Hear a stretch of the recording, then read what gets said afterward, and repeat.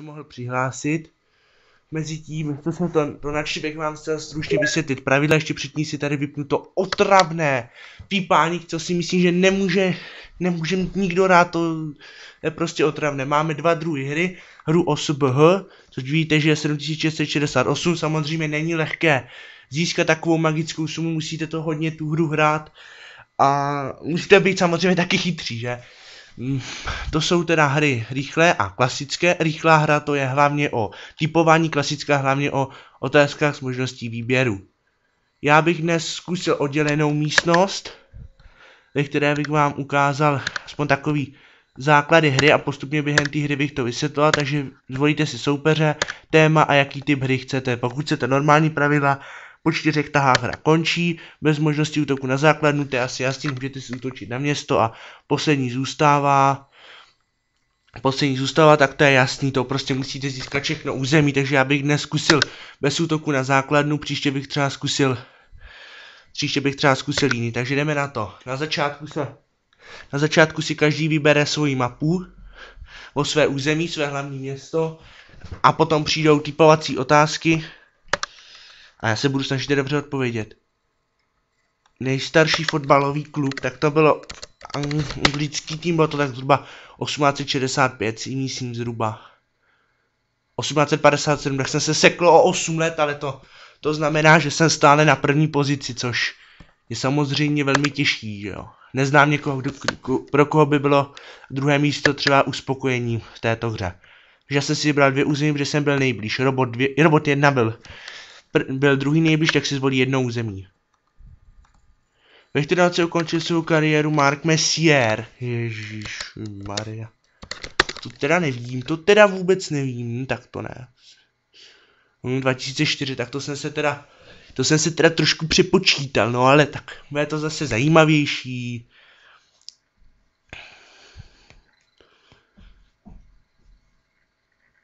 No, takže vidíte, že Robot 2 byl nejblíže, teď ještě budou 2 typovačky a poté mezi sebou boj o území.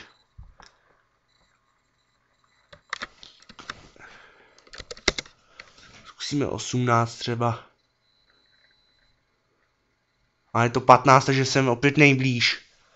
Což je samozřejmě těžší, jak už bylo zmíněno, že si vyberu 2 území.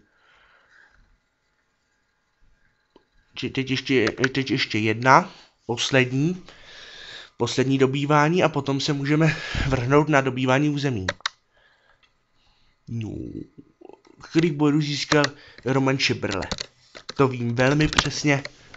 Vím, že tento rekord byl, myslím, loni překonán nějaký Američan, to dá, myslím, nějak 9033 nebo 34 nebo tak jak, takže Šebrle už tento rekord bohužel nedrží, ale i tak je to skvělý sportovec, který si myslím, že si zaslouží velké uznání.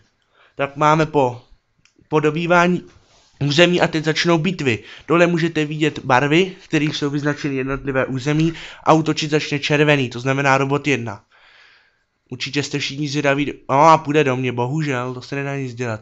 Tak který hokejista má přezdívku Dominátor. Spíš bych řekl, že to nikdo neví, to se na to dívá, no, ale samozřejmě nebudu to zdržovat. No tak přeci jenom to někdo neví, já jsem to říkal dobře, naštěstí to nevěděl Robot 1, což mě velmi pomohlo. No zase do mě, vyberte si jiný terč, sakra, který přístroj slouží ke hře geocaching. No tak na PlayStationu se to možná hrát dá, ale správně je GP navigace. Zajímalo by mě, čemu by mu tam byly náramkové hodinky, no ale to je věc druhá. Ve které roce zemřel kanadský hokejista Robert, tak to nevím vůbec, teda zkusím přijet 30 let. No 45 let, no, takže mi bohužel bere území, no. Nedá se nic dělat, no, samozřejmě, ale pořád jsem ve vedení, což mě těší. Teda doufám, že jsem ve vedení, jo, stále. Takže my zaútočíme kam třeba tady do té 200. Kterému sportu se profesionálně věnuje Angličan Ronnie O'Sullivan. No, Robot to bohužel věděl.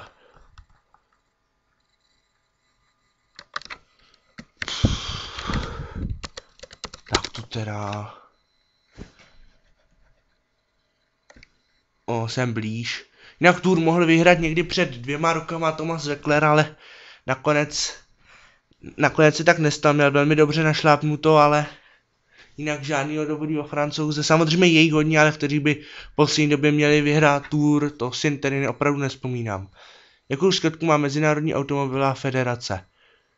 Tak FIFA je, fotbal UEFA je taky, vlastně fotbal Fiat je auto, takže FIA.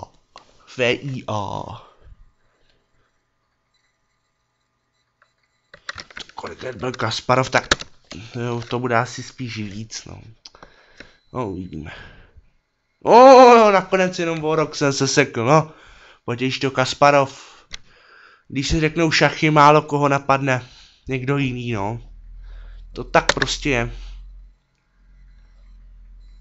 Když se konaly letní olympijské hry v roce 1928. Pěkný, no. Jak to mám jako teď skra vědět? To vůbec ne, jinak třeba Paříž. Amsterdam. Pěkně, no. Těšil jsem se na tyhle letní olympijské hry mohl dívat, že? To je otázka. Jak si dříve nazýval rohový sport box? No, tak pěstování. Samozřejmě taky se tam pěstuje. Nedovedu si představit, že by tam pěstovali nějaký zemovou zeleninu třeba.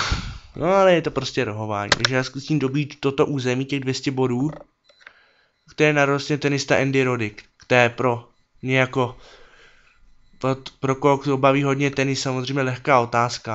Americké. A tak podle toho jména se to dá, si myslím, dobře odvodit. Kolik sedících diváků i kapacita? Tak si dám nápověd, vidíte, co to taky znamená. Tak dáme 85 000. Asi se neví, jak nápověda umí poradit. No, tak umí poradit docela dobře, viděli jste, že se sekla jenom o 5 000, no. Jinak samozřejmě dostat se na olympijské hry do Londýna musel být pro toho, kdo se tam dostal. Pro běžného smrtelníka asi nevěřitelný zážitek. Jakou medaili získala Česká republika? No tak samozřejmě, že to byla, doufám, že jste nepřekliknu, samozřejmě, že to byla bronzová. Porazili jsme boji o třetí místo Finy. Olympijské sportovce na letní olympijské hry. Tak nechce se mi to počítat, no tak to je asi, ale určitě víc, já jsem dement. No, kdybych se na tý zamyslel, no tak, tak, starý psa novým věcím nenaučíš, no. No, tak jsem přišel o jedno území, no tak se přece nezblázní, no. Kdo získal mistrovský titul v první fotbalové lize, no. To, ač jsem rád či nerad, prostě byla to FC Viktoria Plzeň. Předtím Sparta, předtím můj milovaný klub SK Slavia Praha, který to bohužel v roce 2010 a 2011 nebyl, no. Tak já zkusím robotovi vrátit tady tu, o co mě obral, tu 400 zpátky. Jaký národnostní je fotbalír Lisandro Lopez, no. Tak to je voříše. A já si myslím, že jsem ve FIFA, to byl Argentínec, no zkusíme to. Ano, výtečně Sheldon. Zkusím si dát zase nápovědu. Vy jste viděli, co to ta nápověda je, tak ta nápověda mi poradila 106 a bylo to 105. Ani jsem si ty otázky upřímně nečetl, ale myslím si, že to byla velmi zajímavá otázka. Zkusím si ji přečíst někdy později.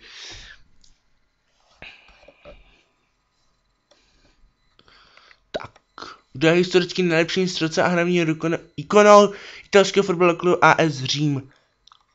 Tak myslím si, že v budoucnu by to De Rossi mohl být, ale je tady to Francesco Totti.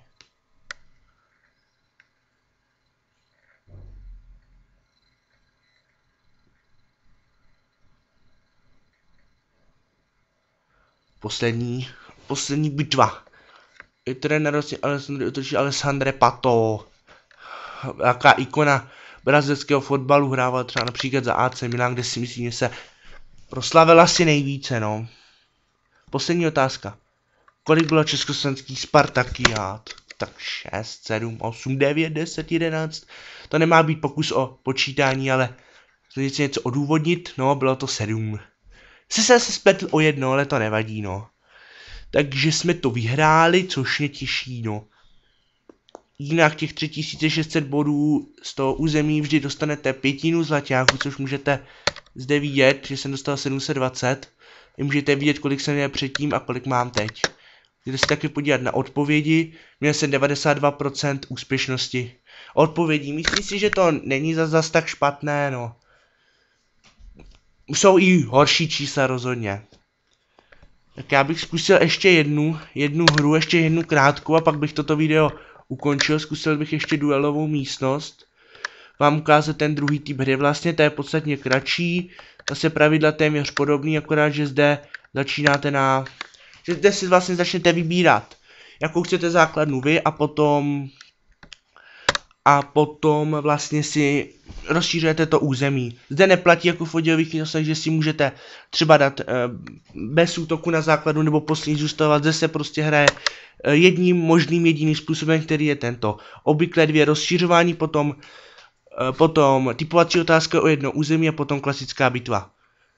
Kdo naspíval Baníčku, my jsme s tebou. My jsme s tebou i ve druhé lize, Baníčku.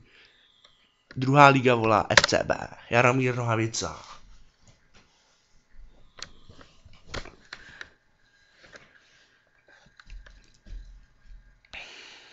Nemůžete vidět druhé rozšířování. Určitě nás čeká jedna typovací otázka. Uvidíme, jestli budou 2 nebo jestli bude jenom 1. Jak se jmenuje nejznámější hokejový klub z Brna? Tak tady není nad čím přemýšlet. Hokej sleduju taky docela dost, takže toto bych měl vědět. A nyní se můžeme podívat na typovací otázku a uvidíme, co nás tam čeká. Kolika zimních her se účastní jako aktivní sportovec? Zkusíme 4 třeba. A bylo to 5. Kolika zimních olympijských her Manecký kníže Albert II. Jo, tak ten toho má teda na práci poměrně dost. Takže to znamená, že jsem získal poslední území, které se dalo získat a teď následuje bitva. Následují 3 bitvy, každý útočí 3krát. Nečekaně. Tedy hokej se drží do poslední individuálně k týmu. Taky to Steve Yzerman, jelikož tam hrál myslím si, že přesně 20 let.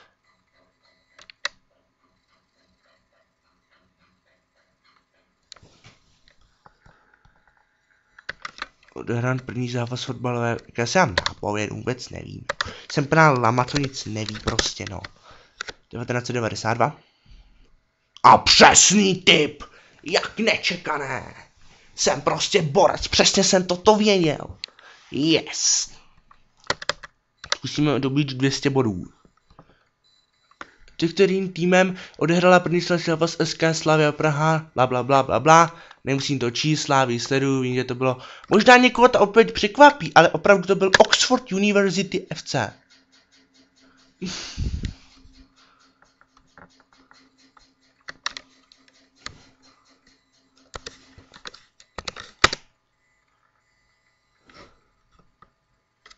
No, tak jsem Bícana trochu přecenil, no. Ale 644 to je.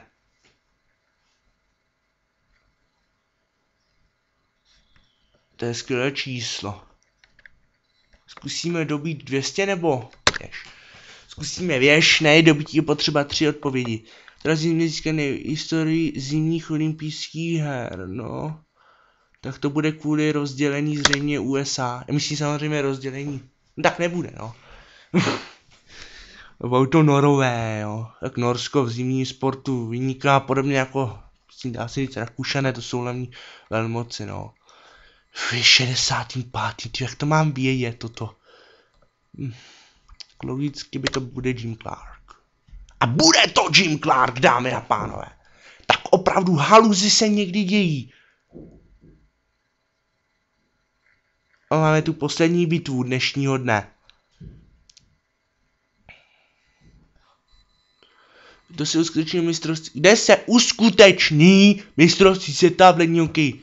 Bude to v Lukašenkově hříši zla a poté o rok později v Zemanově, říši zla, tedy u nás v České republice. Kolik získal největší s týmem Ferrari? Ono logicky by možná někoho napadlo 7, a ono to bylo 6. Je to zajímavé, ale bylo to opravdu 6. Klidně si to můžete přepočítat, jestli se vám chce. Což pochybuji, že se nikomu nechce. Takže my si dáme tady poslední útok na robotovou věž, zvědavě si ho dobiju. Jestli bude mistrovství světa ve fotbale v roce... Je to Rusko nebo Katar, kurva, teď nemůžu... Zkusím Rusko. Ano! Jak to bylo? Bude to opravdu v Rusku. Přiznám se, že nevím město Moskva, Petrohrad, Lužníky, opravdu netroufám si typovat. Vím, že bych to měl vidět, ale opravdu nevím. Trelleborg. To bude skandinávská země, ale jaká zase tak... Švédí třeba. Ano, Švédsko. Tak další halus je na světě. Doufám, že se mi podaří dobít i poslední robotovou věž, který fotbalist získal za tým míč 3krát za sebou. Tak tady mě napadá odpověď Messi, jelikož to tady není. Všichni skrýv, tak zkusíme Michela Platiniho. Je to tam. Ale mohlo by tady být taky Messi, no, jenomže ta odpověď se tady nenachází. To nevadí, byl to Michel Platini a to nám ke spokojenosti stačí. Že jsem získal všechno území, což mě samozřejmě těší. Tak jo, takže to by bylo všechno z dnešního dílu. Já se s vámi loučím, děkuji vám za pozornost, zase můžete vidět 720 získaných zlaťáků, odpovědi 90%, no tak. Kolem těch 91% se držím, není to snad tak nejhorší, no. Dobře, takže já se s vámi loučím a přeju hezký den. Přeji hezký den, samozřejmě přeju vám stále to hezké ráno, hezké poledne, záleží opravdu fakt, kdy se na to díváte, no. Takže děkuji za pozornost a nashledanou.